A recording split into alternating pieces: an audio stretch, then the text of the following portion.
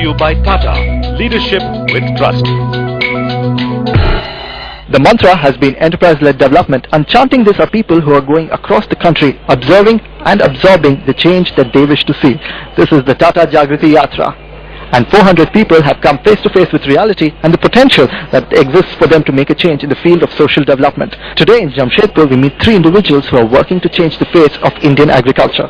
Let's give a warm applause to Madhukar Shukla, a well-known name in the field of social enterprises, organization dynamics and innovation. Gijs Spoor joins us from Zameen Organics, and he's been helping the country understand what fair trade is all about. Kushlendra Kumar founded Samriddhi, and they have been creating opportunities for dignified and sustainable employment for underprivileged agricultural families. How many farmer communities do you know which have been working entrepreneurially, which is a farmer working for his own community rather than an outsider working for the community? Why are such communities so few and far beyond? According to me, there is something wrong with our education system. The moment somebody like Kushlendra or somebody gets very highly educated or even graduation from a government college in Jamshedpur, he or she starts thinking about agriculture. He will choose or she will choose any other field, even sweeping roads in the municipal government, but he or she will not choose the agriculture. And when I travel across India, especially to rural India, I found there is a dearth of manpower over there. When I am saying manpower, there is a very unique word in Hindi, बुद्धि कौशल. हमारे rural India में agriculture में बुद्धि कौशल की बहुत अभाव है. जो भी जिनके पास भी दिमाग है वो अपना दिमाग कहीं और इन्वेस्ट कर रहे हैं. Boss, this is the right time, this is the high time when we must start thinking about agriculture also needs mind.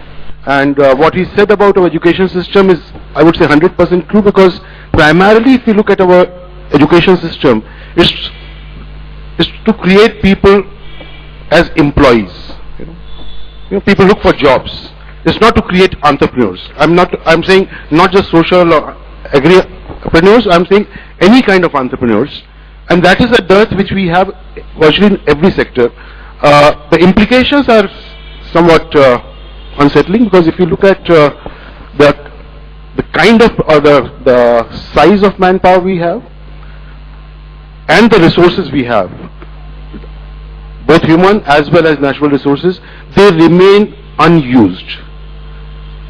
So while we may be a vast land with a lot of agricultural land, etc., but then it is not properly utilized for a full productive purpose. I just get an idea that he's talking that education leads to brain drain, which is people get educated and go outside the country and actually develop things across. But we have an absolute opposite case out here with Gijs, who joined us from Netherlands and decided to help the cause of Indian agriculture. Very heartwarming, Gijs, to be very honest with you on this evening. But why did you choose India, and why that sector which you also chose? Because you have 400 million farmers, or probably 400 million farming families, and we don't even have 400 million people in all of Europe. And I'm an agriculture engineer, so there's in my country less than 1% actually works in farming and lives in a village. So it's there's no work for me in Europe. There's employment in agriculture in India, and we are just not looking within our own boundaries. He studied agriculture and he was able to implement it. Now we have agricultural colleges around, but why hasn't that education actually gone down to the grassroots level? One is, if you look at where the resources go in education, if you look at the current scenario in India, we have many more IIMs coming up, many more IITs coming up. The resources are not going into creating agricultural experts.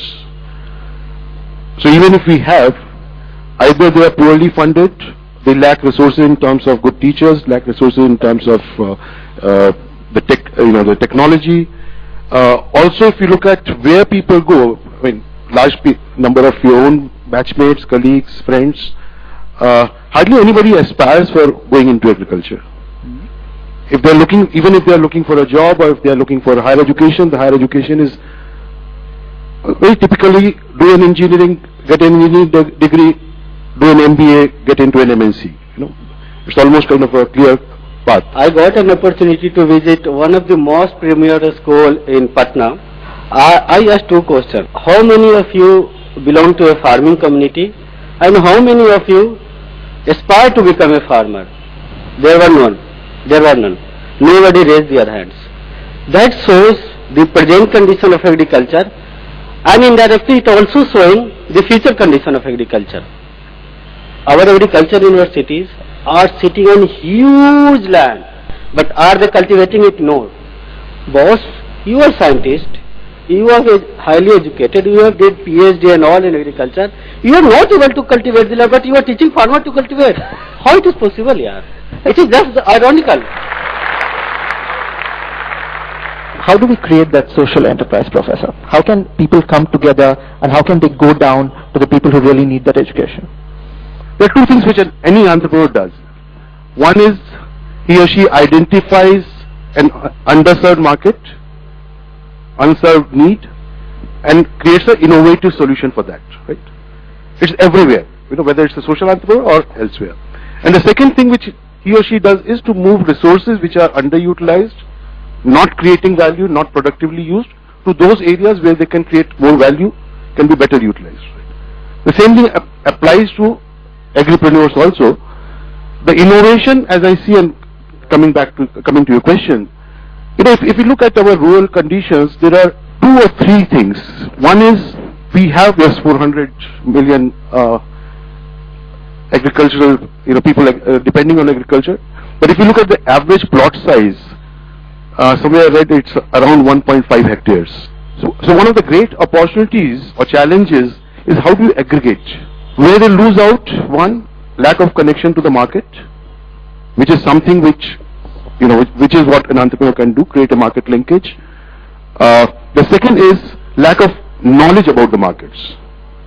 One of the great stories which everybody would know about and has been in the media very largely is ITC Ichapal.